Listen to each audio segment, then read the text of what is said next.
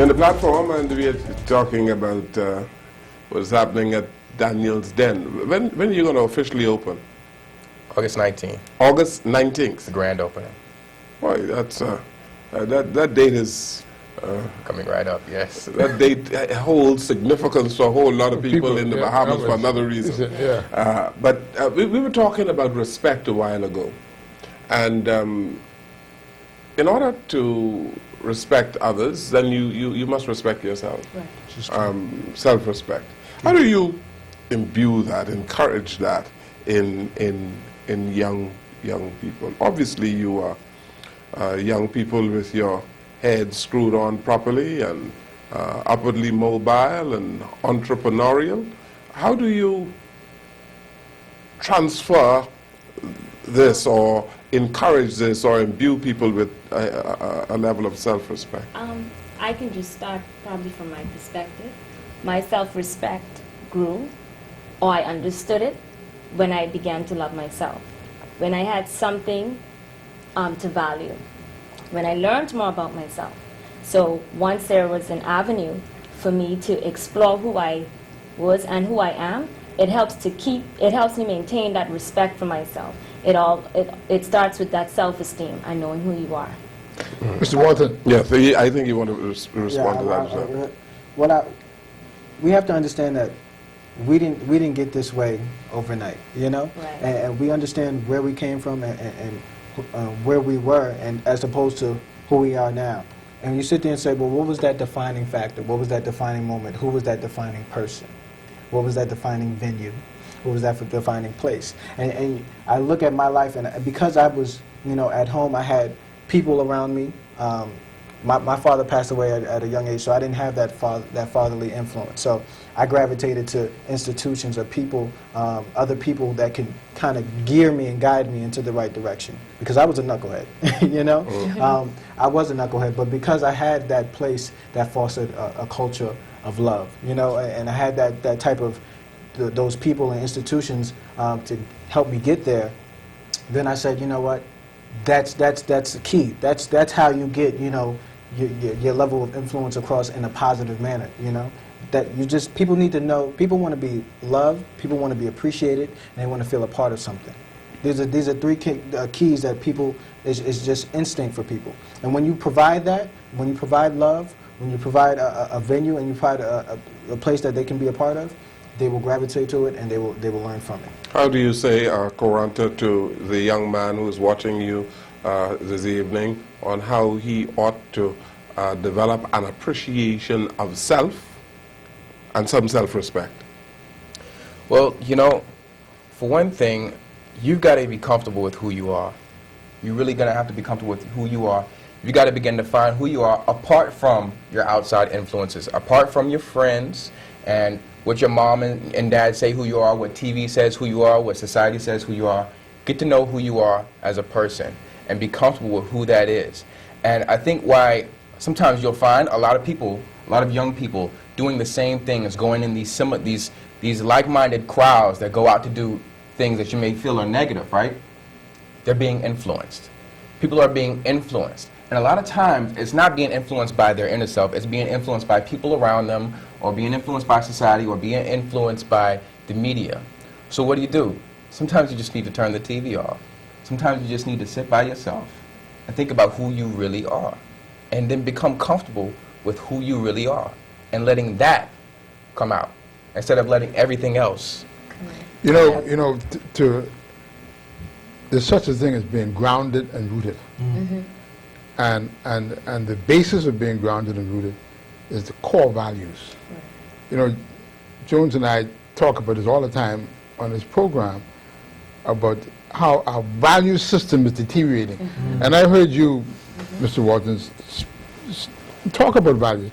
What do you understand values to be?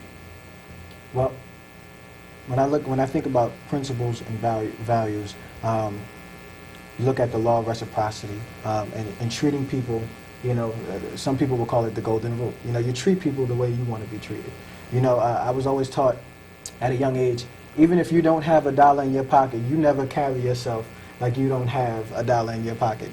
You act and exude what you want to become. And in time, because you have that understanding, because you have that mindset, that is who you will become. No one has it right from the start, you know, but it's a mindset. You know, you have to understand who you are, you know, back to what you're saying, and that's the key of the value system. I mean, treating people the way that you want to be treated. Just understanding that love is key. You know, these are principles and these are values that the Daniel Den exudes and that we exude as people. There's a thing called the fruits of the spirit, and you know, we have a whole lot of young people in the Bahamas who consider themselves to be rooted and grounded in Christian values. And the fruits of the Spirit, love, peace, long-suffering, that sort of stuff. And I wonder whether or not these type people, Christian people, young people, would be welcomed in your establishment. Well, I will say this. Daniel's Den is open to everyone, as we said before. There is no exclusivity to it really like that, you know. We're not turning anyone back. So, if a Christian wants to come, a Christian can come. This is a place for anybody who wants to walk into a sophisticated environment. This is not a religious. It's really not a religious venue.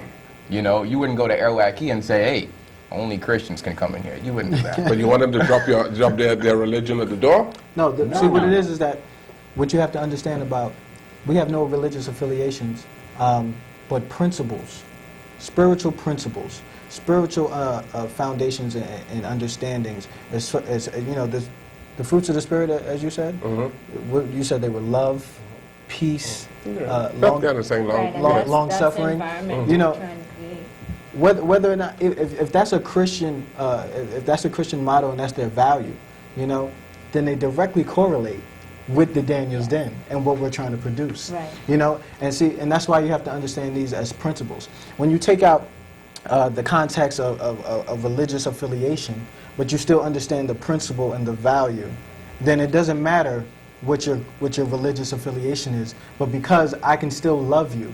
Because even if you're a Christian, the Bible teaches you to love those who are not Christians. Is this right? Mm-hmm. Okay, so even if you're not a Christian, you know what I'm saying, you're still loved in our environment because this is the what we produce. This is what we exude.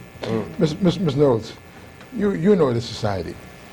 We're very materialistic people, and we're very much concerned about what kind of shoes you got or what kind of watch or these material things, right? But the Daniel's Den seems to be appealing to the esoteric, the cerebral among you young people. Am I right? The cerebral and the intellectual. Yes, deep thinkers. Yes. That's true. It appeals to that, but it's not only to attract that, it's to help and build that. So that means anybody can come, but come expecting that we're going to tap into that. What you have to understand is that the Daniel's Den is a funnel. You know, it's a place where once you walk in, there's no turning back. You know, personal development. Right. Right. There's no turning Push back. for that. So once you're in, then you're tapping into new avenues, and you're beginning to have this walk and this process where you're beginning to solve the problem of value. You know, who am I? You know what I'm saying? You're beginning to find out what your likes are. You know, and being able to freely express it and say, wow, I never knew I could do it. Right. You know, I thought about it, I heard about it, but I never knew I could do it. And once you begin to tap into that, it begins to ignite your spirit, and you sit there and say, well, I like that a little more. I like that a little more. And you know, and that's what this is all about. It's hosting a culture of development, love, and intellect. Mm-hmm. And you're going to have speakers, you say, from time to time. Right. Yes. Right. Well, actually, coming up, we have Frank Alexander, who is Tupac's former bodyguard, and many people know Tupac. He's one of the most prolific rappers that was ever alive. He's obviously dead now, but we're bringing him in to speak about some of the positive messages that Tupac was trying to bring to the youth at his time. And a lot of people tend to overlook those positive messages. They just look at the violent content of his lyrics and the violent portrayals that were in his music videos. But we're using people like Frank Alexander to come in and talk about the positive aspects and bring to light those things so we can focus on that. You know, I understand what you're saying, but as a country, we are grappling with this issue. We're Bahamians, you know, and this overbearing of the American culture are changing us, and too many of us, we're losing our identity. You got to find a way to tap into what makes us Bahamian, what makes you want to love this country and don't want to see this country change. But we don't want to be America. That's why we're having this, so that we can actually attract people in all of these areas. And those will be, many of them will be vessels to be influences on people, and they'll be doing some speaking, they'll be sharing everything as well. So that's actually, the Daniel's Den is actually to foster that environment and the people here. But see, what you also have to understand is that when we say bring in guest speakers, we're not just bringing in guest speakers from America.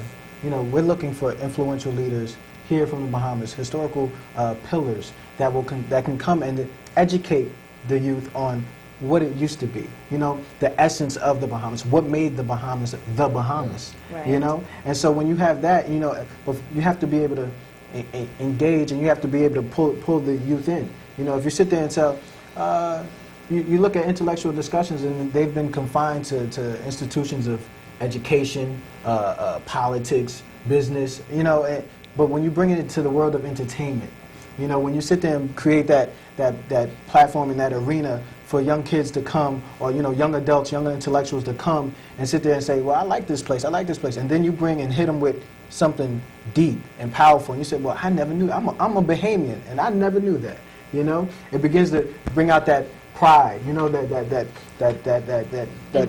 empowerment and that feeling of knowing who you are. And that's the problem of value that we need to solve. You got a program director. The quintessence of being a Bahamian. Yeah. That's it. Absolutely. You know, I feel like I'm a Bahamian already. All right. And I'm a Bahamian. I will make sure that our country gets all the benefits we can get. You know that. All right, this is our final break on the program. We'll come right back.